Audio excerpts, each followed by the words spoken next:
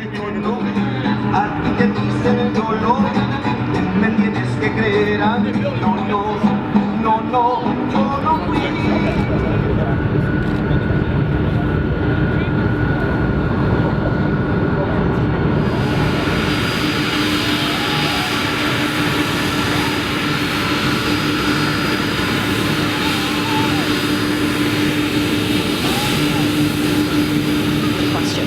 So at this time, please join me in welcoming Ohio State head coach Urban Meyer.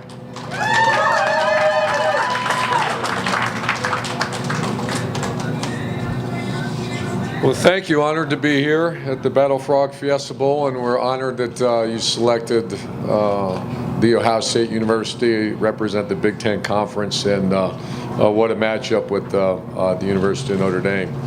This is my third time here as a head coach, and you're not allowed to politically have favorites, but this is one of my favorite bowl games, and more importantly, it's Shelley's one of her favorite bowl games because the Valley of the Sun and the way that we're treated out here by the Fiesta Bowl committee. So with that said, we had a good trip. We practiced this morning. We understand that this is bowl games. We take them very serious. And we have the fine line of making sure that our players get to enjoy. Some of these young men have never been out this part of the country, enjoy the people, the hospitality, but also we have a job to do against a very, very good football team. And with that said, I'll answer some questions. Any questions? We'll start here.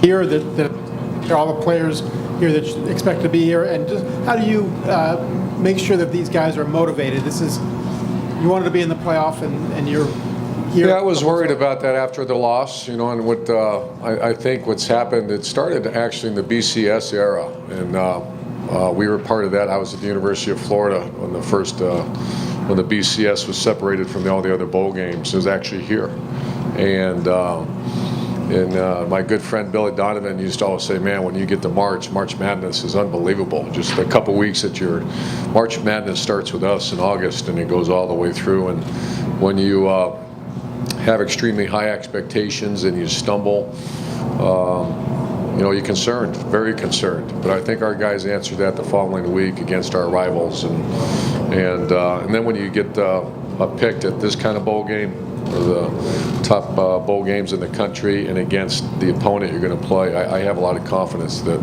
we'll play very hard. What is the status on Tommy Shutt? You know, you hinted us that he broke his foot. Yeah, so past that, what's sort of the I guess the status of the defensive tackles as you go into this game? Well, Joey Bosa he's played inside quite a bit. You also have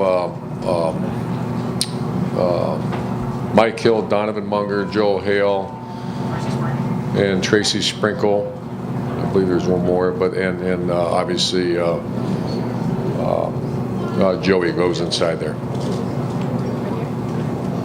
Coach, you've never had a chance to coach against Brian Kelly in a game. Does that make preparing for a bowl more invigorating, challenging, going up against a coach? Well, I've known Coach Kelly a long time. A lot of respect for him. He's won at every level. He's been very good to me during my career, and we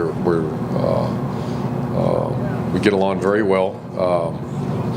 I don't look at it so much the coaches, but their will linebacker and their defensive tackle, and there are a lot of NFL talent on this team we're getting ready to face, and one of the best offensive lines in college football, so I can go on and on. That's more the intrigue than, I don't look at it. I think college coaches get a lot of it's their team if they got really good players, and he's got very good players.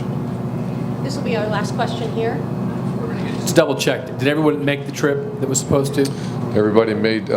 Joey Burrow, who was redshirted, he had a little car accident. He'll be out. He had a concussion. He's fine, and he'll be out here in a couple days. But everybody made the trip. And beyond Tommy, any other health or anything with the bowl practices? Anyone else get banged good. up? Okay. You played two different starting quarterbacks at times this year.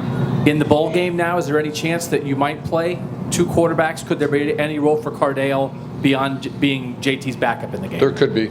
And we're still working through that. That's it. That's it. Thank you so much, Coach.